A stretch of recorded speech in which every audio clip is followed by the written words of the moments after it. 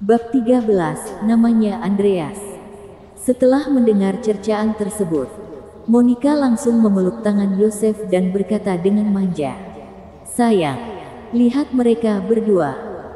Harusnya mereka senang karena kita mau membantu keluarga Golding keluar dari masalah ini. Tapi, dia malah memarahiku.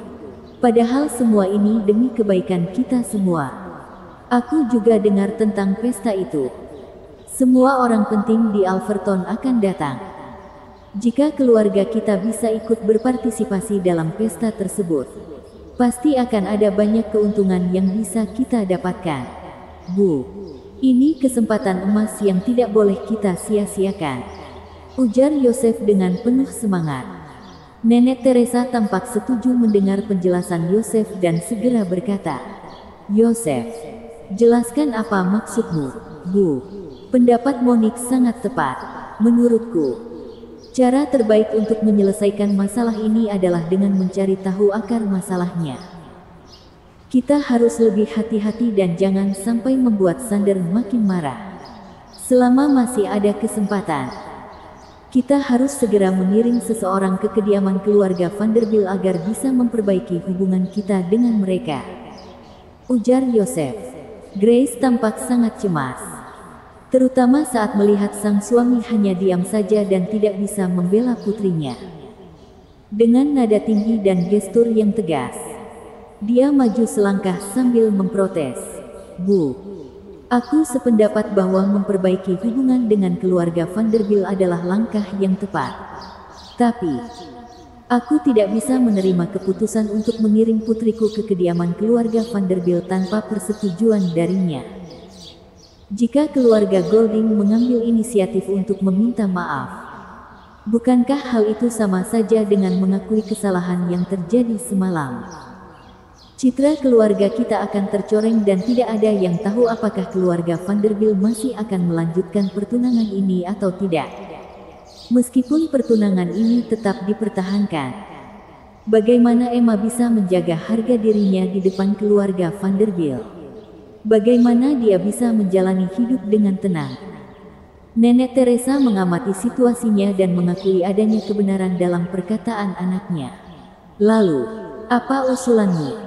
Grace menarik napas panjang, lalu menjelaskan, "Perselisihan antara pasangan muda adalah hal yang wajar. Bertengkar dan berbaikan adalah hal yang biasa terjadi dan tidak ada yang salah dengan hal tersebut. Selain itu, video yang kita lihat tadi jelas-jelas direkayasa. Emma sudah menjadi korban dan tidak ada alasan baginya untuk mengambil inisiatif untuk meminta maaf. Sebaiknya kita katakan saja bahwa Emma sedang marah dan dia sudah diberi peringatan oleh keluarganya. Tapi, karena wanita memiliki sifat sensitif dan tidak mau mengalah, kita harus membiarkan Sander untuk datang sendiri ke rumah kita dan menjemputnya." Namun, Monica tersenyum menyeringai dan berkata dengan nada meremehkan, "Terlepas dari kebenaran video tersebut, faktanya video itu telah tersebar luas dan diketahui oleh banyak orang. Tindakan Emma yang begitu intim sampai berpelukan dan berciuman dengan seorang sopir sudah pasti membuat Sander malu. Bisa-bisanya kamu malah mengharapkannya menjemput putrimu dalam keadaan seperti ini. Kakak, berhentilah memanjakan putrimu." Setelah jeda sejenak, Monica kembali melanjutkan dengan nada sinis, "Jangan lupa, saat ini posisi Sander di keluarga Hart makin tinggi. Dia sudah menjadi sosok yang sangat berpengaruh di dunia bisnis Alverton. Kepopulerannya makin meningkat, terutama setelah pesta ulang tahun putri sulung keluarga Hart yang seolah-olah diadakan khusus untuknya. Kedekatannya dengan putrimu tentu saja menjadi sorotan banyak orang. Sejujurnya, dengan status Sander saat ini, tidak sulit baginya untuk mendapatkan wanita manapun. Situasi ini sudah cukup genting. Tapi kamu masih bersikap seolah kamu adalah orang yang sangat berpengaruh. Hati-hati. Jika Sander memutuskan untuk membatalkan pertunangan ini, kamu pasti akan menyesalinya seumur hidup." Saat mendengar ejekan Monica, Grace langsung naik pitam. Tutup mulutmu atau aku akan merobeknya. Pada saat yang krusial, Nenek Teresa akhirnya mengambil keputusan dan berkata, "Sudahlah, kita tidak perlu berdebat lagi. Pernikahan ini sangat penting bagi keluarga kita. Jadi kita tidak bisa membatalkannya begitu saja." Tapi, ucapan Grace ada benarnya. Kita tidak bisa mengakui kebenaran video itu begitu saja. Jika Emma tidak bisa diterima di keluarga Vanderbilt, pernikahan ini tidak ada gunanya lagi bagi keluarga kita. Joseph, cepat hubungi keluarga Vanderbilt dan katakan pada mereka jika Emma sedang sedih karena dimarahi. Lalu, minta Sander datang untuk menjemput dan menghiburnya. Kalau dia sibuk, kirim saja mobil keluarga Vanderbilt untuk menjemput Emma. Katakan juga pada Sander karena mereka sudah lama tidak bertemu. Pasti ada banyak hal yang ingin mereka bicarakan berdua. Jadi, dia tidak perlu buru-buru membawa Emma pulang. Jika kemalaman, suruh saja Emma menginap di kediaman keluarga Vanderbilt. Soal pernikahan, kita tidak perlu terburu-buru. Mereka sudah tidak bertemu selama 2 tahun. Jadi biarkan mereka saling mengenal dengan lebih baik dulu. Tapi, karena malam ini ada pesta ulang tahun di kediaman keluarga Hart, minta Sander untuk membawa Emma ke sana dan perkenalkan keluarga kita pada keluarga Hart. Emma menatap neneknya dengan pandangan tak percaya. Dengan suara bergetar, dia berkata, "Nenek." Namun, Nenek Teresa mengabaikan tatapannya. Dengan nada tegas, beliau berkata, "Diam. Semua masalah ini terjadi karena ulahmu. Keluarga Golding sudah membesarkanmu dengan penuh kasih sayang selama bertahun-tahun. Tapi kamu malah membalasnya dengan tindakan yang sangat mengecewakan. Sejak kecil, nenek memiliki harapan besar padamu. Tapi kamu malah melakukan tindakan yang telah mencoreng nama baik keluarga." Karena menyadari nada bicaranya terlalu keras, Nenek Teresa mengubah intonasi suaranya menjadi lembut dan berkata, "Dengarkan baik-baik. Saat bertemu Sander, minta maaflah padanya dengan tulus. Dia adalah cucu tertua keluarga Vanderbilt dan statusnya sangat berpengaruh. Karena kesalahanmu, dia sudah kehilangan muka. Sudah sewajarnya jika dia marah. Tapi, kamu harus lebih sabar. Cobalah untuk memperbaiki hubunganmu dengannya dan mintalah bantuannya untuk menyelesaikan masalah dengan keluarga Hart. Apa kamu mengerti?"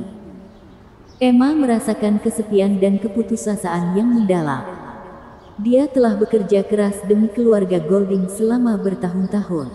Namun, pada akhirnya, dia merasa tidak berarti dalam keluarganya sendiri. Semua orang di keluarga ini hanya mementingkan kepentingan pribadi masing-masing dan tidak ada yang peduli dengan perasaannya.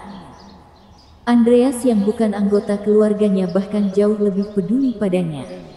Setelah mengingat kembali janji yang diberikan Andreas sebelumnya, Emma memberanikan diri untuk menatap lurus ke mata setiap orang yang ada di ruangan itu. Dengan penuh keyakinan, dia memutuskan untuk membatalkan pertunangannya. "Aku tidak mau menikah dengan Sander. Lupakan saja semua rencana yang sudah kalian buat." Nenek Teresa langsung naik pitam atas penolakan cucunya dan berseru, "Dasar anak durhaka. Apa kamu berani melawan keinginanku?" Joseph juga marah dan ikut menegur dengan nada keras, "Emma, jangan lupa bahwa kamu sudah dibesarkan oleh keluarga Golding. Semua hal yang kamu nikmati saat ini berasal dari keluarga ini. Bagaimana bisa kamu bersikap tidak tahu terima kasih seperti ini?" Thomas juga tampak terkejut dan berkata dengan penuh ketidakpercayaan, "Menjadi menantu keluarga Vanderbilt adalah dambaan bagi banyak wanita. Kak Emma, apa kamu sudah gila?" Grace pun berusaha membujuk putrinya sambil berkata, "Emma, ibu mengerti perasaanmu. Tapi kamu tidak boleh bertindak gegabah. Saat ini, hanya Bruce yang tetap diam dengan kepala yang makin tertunduk. Ketika melihat reaksi semua orang, semangat pemberontakan Emma malah makin berkobar. Dengan tegas, dia pun berkata, "Aku tidak bermaksud menentang keinginan kalian semua. Tapi saat ini aku sudah punya pacar." Pernyataan Emma tersebut bagaikan petir di siang bolong dan mengejutkan semua orang. Setelah beberapa saat terdiam, wajah Yosef memerah menahan amarah. "Sudah berapa lama kalian pacaran? Apa Sander tahu soal ini? Kamu memang keterlaluan. Bagaimana bisa kamu melakukan hal memalukan seperti ini?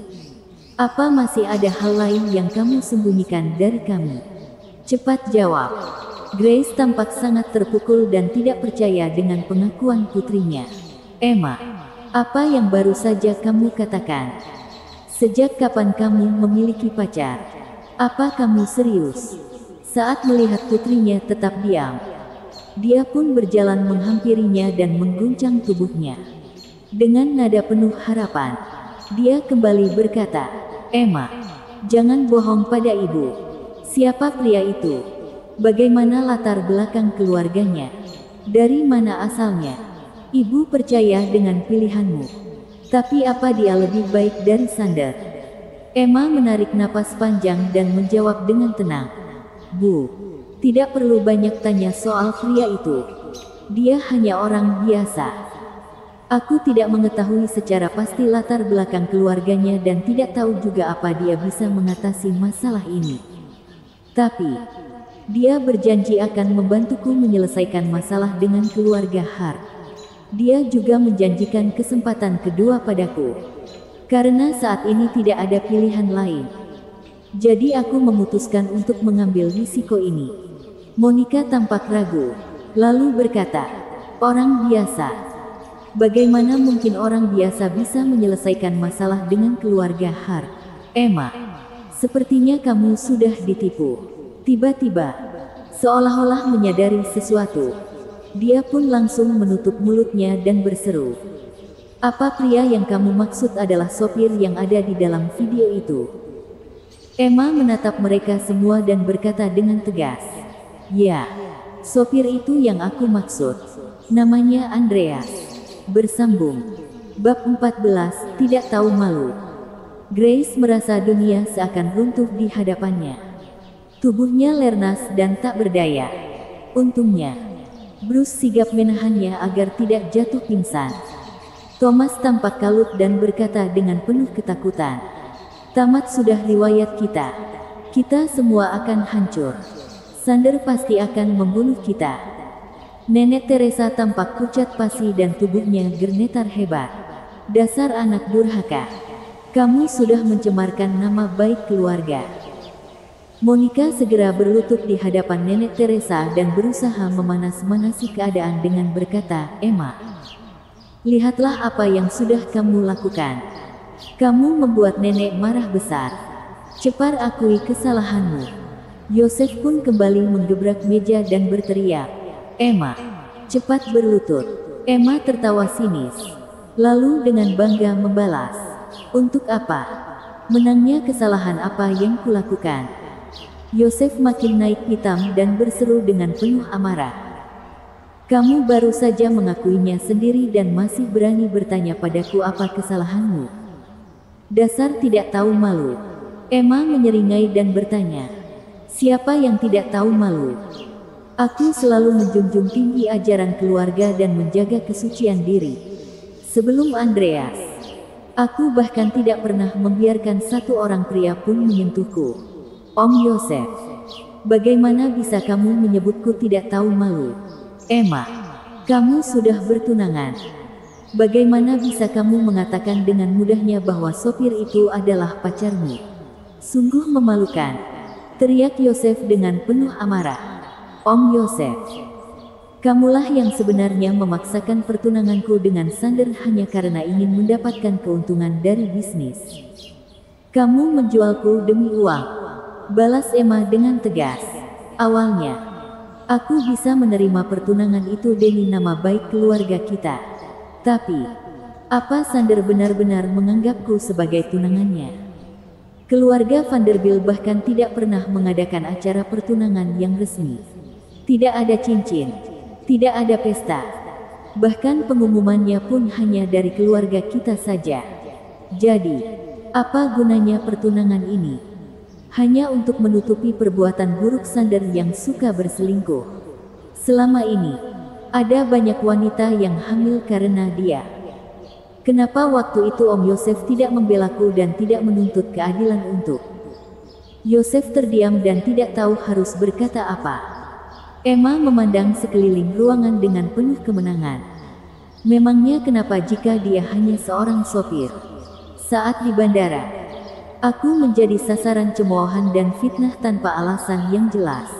Tapi, di tengah situasi yang sulit itu, justru sopir itu yang berani membelaku. Tindakannya sudah membuktikan bahwa penilaian orang tidak selalu benar. Meskipun aku tidak sepakat dengan cara dia bertindak, aku menilai bahwa dia jauh lebih baik daripada Sander. Jika kita melihat situasi Semalaran secara rasional, tidak ada yang salah dengan apa yang terjadi. Kami berdua sama-sama lajang. Jadi sah-sah saja jika kami berdua bermesraan. Kenapa Om Yosef langsung menudingku sebagai orang yang tidak tahu malu? Memangnya apa yang sudah aku lakukan? Melihat keheningan di ruangan itu, Emma kembali bertanya, kenapa kalian diam saja? Apa Om Yosef hanya pandai mengintimidasiku saja? Baiklah, karena Om Yosef sudah melabeliku dengan sebutan tidak tahu malu, maka hari ini aku akan bertindak semauku. Grace yang telah pulih dan paham dengan maksud putrinya langsung memarahi Emma dengan nada tinggi. Emma, jangan macam-macam. Emma sama sekali tidak mengindahkan peringatan tersebut. Dengan penuh percaya diri, dia berkata, aku tidak takut pada apapun. Aku berani bertindak dan bertanggung jawab atas segala konsekuensinya. Video yang kalian lihat itu memang benar adanya. Semalam, aku dan Andreas memang tidur bersama. Aku tidak peduli apakah kalian setuju atau tidak. Tapi mulai hari ini Andreas adalah milikku. Saat mendengar pernyataan putrinya yang berani, Grace langsung bertindak. Sebuah tamparan keras mendarat di pipi Emma dan membuat semua orang terkejut. Ekspresi wajah Yosef dan putranya terlihat campur aduk. Sementara Monica tampak sangat puas dengan situasi tersebut. Dalam keheningan yang mencekam, Nenek Teresa hanya bisa menggelengkan kepala dengan sedih sambil berkata, sungguh perbuatan yang memalukan. Grace menunjuk putrinya dengan penuh kekecewaan, lalu berseru, Emma, ibu sangat kecewa padamu. Meskipun terhuyung karena tamparan itu, Emma tetap bersikeras pada pendiriannya. Dia menutupi pipinya dan berkata dengan nada menantang, aku akan mengulanginya sekali lagi. Jika kalian ingin pergi ke pesta Nona Vivian untuk mencari keuntungan, silakan saja. Tapi, jangan harap aku akan ikut-ikutan membungkuk dan menjilat orang lain seperti kalian. Aku tidak akan pernah melakukannya. Untuk pertama kalinya, Bruce akhirnya berbicara dengan suara lirih. Emma, sudahlah. Minta maaf saja pada ibumu. Dia hanya mengkhawatirkanmu. Grace mendorong Bruce dengan kasar, lalu berseru dengan marah, minggir. Kamu tidak punya hak untuk bicara di sini. Aku pasti bodoh saat masih muda. Bagaimana bisa aku menikah dengan pria pengecut sepertimu? Seandainya Karnu seberuntung anggota keluarga Sullivan lainnya, putriku pasti tidak akan mengalami masalah seperti ini. Yosef yang menyadari bahwa masa depan keluarga Golding bergantung pada Emma mencoba menengahi dan berkata, kakak, tenanglah. Biar aku yang bicara dengan Emma. Kemudian, dia beralih pada Emma dan berkata dengan nada serius, Emma, maafkan aku karena tadi sudah bersikap terlalu kasar padamu. Tapi, kamu harus ingat kalau kita adalah satu keluarga. Meskipun kita sering berbeda pendapat, kita tetaplah saudara. Alasanku bersikap keras adalah karena aku khawatir kamu akan mengambil jalan yang salah. Aku tidak ingin kamu terjerumus dalam masalah yang lebih besar. Aku sadar bahwa kamu memiliki kepercayaan diri yang tinggi dan kemampuanmu pun tidak perlu diragukan. Jika kamu ingin membatalkan perjodohan yang sudah diatur keluarga, tolong buktikanlah dengan tindakan nyata. Jika kamu berhasil menemukan pria yang lebih unggul dari Sander, bukan hanya aku saja, tapi seluruh keluarga Golding pasti akan mendukung pilihanmu sepenuhnya. Tapi, apa yang sudah kamu lakukan sejauh ini? Di Alverton ada banyak pria sukses yang bisa menjadi pilihanmu. Tapi kamu malah memilih seorang sopir. Keluarga Golding sudah membesarkanmu dengan penuh kasih sayang selama bertahun-tahun. Apa kamu benar-benar akan menggantungkan masa depanmu pada seorang pria yang penghasilannya saja tidak menentu? Namun, Emma tetap bersikeras dan berkata, saat ini Andreas memang hanya seorang sopir. Tapi bagaimana jika suatu saat nanti dia berhasil melampaui Sander? Yosef menatap keponakannya dengan penuh ketidakpercayaan, lalu berkata, kamu serius membandingkan Sander dengan sopir itu? Saat ini, Grace terlihat sudah mengambil keputusan. Kemudian, dia pun segera berkata, Yosef, tidak perlu berdebat lagi. Emma, aku akan bertanya satu hal padamu. Aku akan memohon kepada keluarga Vanderbilt untuk tetap melanjutkan pertunangan ini. Bahkan aku rela berlutut agar Sander datang ke rumah kita dan meminta maaf padamu. Apa kamu mau berdamai dengannya? Emma mengepalkan tangannya dengan marah. Bu, bagaimana bisa ibu berpikir seperti itu? Nada suara Grace makin tegas saat dia berkata, kamu mau berdamai atau tidak? Semua orang menahan napas saat Grace selesai berbicara. Bersambung. Bab 15, titik balik. Emma menoleh, lalu menghela napas panjang. Andreas sudah memukul Sander. Jadi, kami tidak bisa berdamai. Grace mengerutkan keningnya, lalu berkata, kenapa tidak bisa? Katakan saja bahwa Andreas yang memaksa. Meskipun Sander tahu kebenarannya, apa yang akan dia lakukan? Apa dia berani menyebarkan masalah ini ke publik? Bukankah dia akan malu jika orang tahu bahwa dia sudah diselingkuhi? Nah, kamu harus paham bahwa Sander adalah pewaris utama keluarga Vanderbilt. Masa depannya sangat cerah, terutama dengan adanya perhatian yang diberikan Nona Vivian kepadanya. Dalam situasi seperti ini, wajar jika dia memiliki hubungan dengan wanita lain selama tidak ada skandal yang merusak reputasinya. Itulah kemampuannya sebagai seorang pria dan tidak akan ada yang berani mengkritiknya. Tapi, kasusmu berbeda.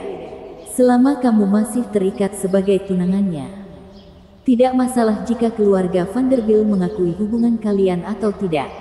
Yang penting adalah kamu harus menjaga nama baikmu. Jika kamu terlibat skandal, masalah itu akan menjadi pukulan besar bagi Sander dan keluarganya. Tenang saja, Sander pasti tidak akan membocorkan hubunganmu dengan pria itu. Selama dia bungkam, keluarga Vanderbilt tidak akan pernah tahu kebenarannya. Siapa lagi yang berani mengungkapnya jika keluarga Vanderbilt sendiri tidak peduli? Setelah masalah ini mereda, kalian bisa menikah secara sederhana. Saat itu, kamu akan menjadi menantu keluarga Vanderbilt yang sah dan tidak ada wanita lain yang bisa menggantikan posisimu. Tiba-tiba, Emma teringat akan kata-kata yang disampaikan Andreas. Lalu bertanya dengan ragu, Bu, jika kita memaksakan rencana ini dan jika aku benar-benar menjadi bagian dari keluarga Vanderbilt, apa ibu yakin aku akan merasakan kebahagiaan dalam pernikahan itu? Grace mengepalkan tinjunya, lalu memperingatkan dengan tegas. Kebahagiaan. Kebahagiaan yang kamu impikan itu hanyalah khayalan anak muda. Aku sudah pernah mengalaminya dan aku tidak ingin kamu mengulang kesalahan yang sama.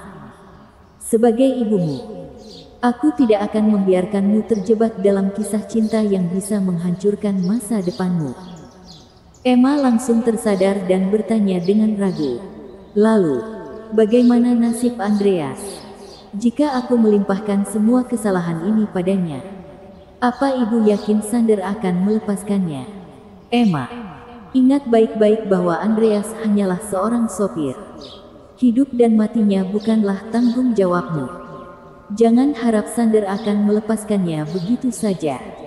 Seandainya Sander tidak mau berurusan dengan Andreas, aku sendiri yang akan turun tangan untuk menghukumnya. Aku sudah membesarkanmu selama bertahun-tahun dan aku tidak akan membiarkan siapapun mencemarkan nama baikmu. Jawab Grace dengan nada dingin. Sekarang, aku akan memberikanmu kesempatan terakhir. Aku akan berusaha berdamai dengan Sander. Tapi kamu harus berjanji tidak akan mengulangi kesalahan yang sama dan memutuskan semua hubungan dengan Andreas. Apa kamu mengerti? Tiba-tiba, Monica melontarkan sindiran tajam. Emma, kamu harus tahu bahwa Sander adalah pria idaman banyak wanita. Pernikahan ini adalah kesempatan emas yang tidak boleh disia-siakan. Kamu bisa saja menolak perjodohan ini. Tapi bukankah sikapmu itu terkesan seperti tidak tahu terima kasih? Bruce pun menimpali dengan nada rendah. Emma, jangan membuat ibumu marah. Setujui saja rencananya. Saat ini, Emma menatap sekeliling ruangan dengan tatapan dingin. Kemudian, dia berkata, "Baiklah, aku mengerti. Kalian semua memang tidak pernah peduli pada kebahagiaanku. Yang kalian pikirkan hanyalah keuntungan dan reputasi keluarga. Kalian menyebut diriku keluarga. Tapi pada kenyataannya kalian memperlakukan dengan sangat buruk.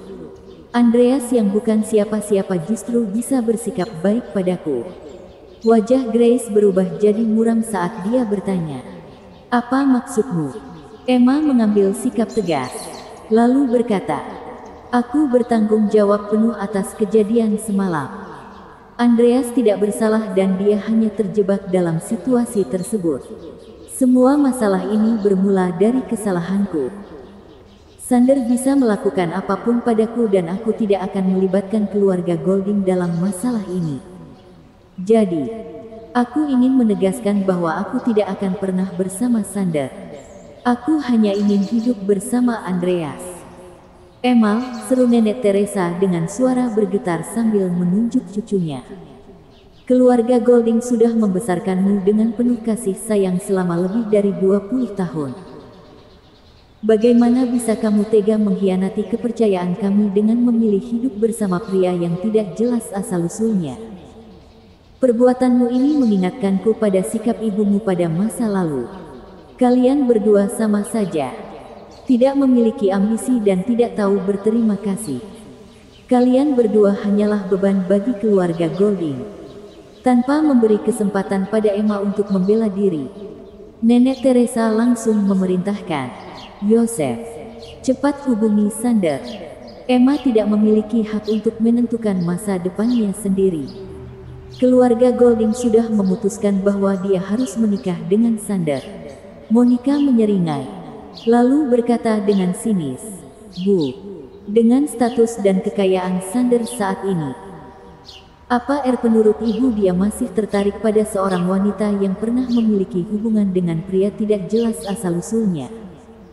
Nenek Teresa langsung berkata dengan nada datar, "Sampaikan pada Sander bahwa keluarga Golding sudah menyiapkan kendaraan untuk menjemputnya. Selama keluarga Hart tidak lagi mempermasalahkan tindakan Thomas, tidak masalah jika dia tidak mendapatkan apa-apa. Keluarga kita tidak akan memaksanya." Grace tidak kuasa menahan kesedihannya dan terduduk di lantai sambil menangis. "Bu, bukankah itu artinya masa depan Emma akan hancur?" Nenek Teresa melirik Emma dengan pandangan penuh kebencian, lalu berkata dengan ketus, "Salahkan anakmu sendiri. Karena kelakuannya yang memalukan, dia harus menanggung akibatnya." Ketika melihat sikap neneknya yang begitu kejam, hati Emma terasa hancur berkeping-keping. Tubuhnya terasa lemas. Tetapi sebuah panggilan telepon tiba-tiba membuyarkan kesedihannya. Panggilan itu berasal dari Andreas dan pria itu hanya menyampaikan satu kalimat singkat. Masalah dengan keluarga Hart sudah selesai. Emma mengira dia salah dengar. Jadi, dia kembali bertanya, "Apa katamu?" "Aku sudah menyelesaikan masalah yang ditimbulkan oleh sepupumu. Keluarga Hart tidak akan memperpanjang masalah ini," ujar Andreas. "Apa kamu serius?" tanya Emma dengan ragu-ragu. Andreas tertawa mengejek, lalu berkata, "Aku tahu kamu meragukanku. Mana mungkin seorang sopir sepertiku bisa memiliki kemampuan untuk menyelesaikan masalah seperti itu, kan?" Saat mendengar ungkapan kekecewaan Andreas, Emma segera meminta maaf dan berkata, "Bukan begitu maksudku." Namun, Andreas segera memotong ucapannya dan berkata, "Tidak perlu menjelaskan. Kamu akan segera tahu kebenarannya. Yang jelas, aku sudah menepati janjiku. Jika kamu membutuhkan apapun, jangan ragu untuk menghubungiku. Meskipun langit runtuh, aku siap membantumu. Jika kamu tetap ingin menjadi menantu keluarga Vanderbilt, itu hakmu. Jangan khawatirkan diriku. Kamu memang benar. Sander adalah pewaris keluarga kaya raya. Sedangkan aku hanyalah seorang sopir biasa. Siapapun pasti akan memilih yang lebih menguntungkan. Aku menghormati keputusanmu." Emma terdiam cukup lama hingga panggilan terputus. Grace yang penasaran pun bertanya, "Siapa yang baru saja menelepon?" Emma langsung menjawab dengan nada yang rumit, "Masalah Thomas sudah selesai. Keluarga Hart tidak akan memperpanjang masalah ini lagi." Grace tampak sangat terkejut dan langsung berseru, "Apa kamu serius? Apa Sander yang baru saja menelepon? Apa dia memberitahumu secara langsung?" Thomas dengan antusias mengangkat telepon, lalu berkata, "Tentu saja orang itu pasti Sander. Di Alverton. Siapa lagi yang bisa menyelesaikan masalah ini selain Sander?" Suasana di kediaman keluarga Golding langsung berubah menjadi penuh sukacita. Semua anggota keluarga tampak sangat berseri-seri menyambut kabar baik ini. Namun, Emma mengamati situasi di sekelilingnya dengan tatapan tidak percaya. Dia merasa orang-orang ini sangat berlebihan dan tidak masuk akal. Mereka semua bergembira, tetapi tidak ada yang memikirkan konsekuensi yang mungkin dia hadapi di masa depan. Thomas pun tiba-tiba menghampiri Emma dan berkata dengan penuh semangat, "Kak Emma, cepat berdandanlah yang rapi. Kita harus pergi ke kediaman keluarga Vanderbilt untuk menyampaikan ucapan terima kasih secara langsung." Ketika melihat Emma tetap diam, Monica ikut bersuara dengan nada tegas, "Emma, kali ini Sander sudah menunjukkan kebaikan hatinya padamu. Jangan bersikap tidak tahu terima kasih lagi." Emma menarik napas dalam-dalam, lalu menatap sekeliling dengan tatapan dingin. "Maaf. Aku rasa kalian salah paham. Telepon tadi bukan dari Sander, tapi dari Andreas." Seketika itu juga, suasana ruangan menjadi hening. Setelah Emma selesai berbicara, seluruh keluarga Golding mematung di tempat dan merasa seakan dihantam oleh kabar yang tidak terduga. Bersambung.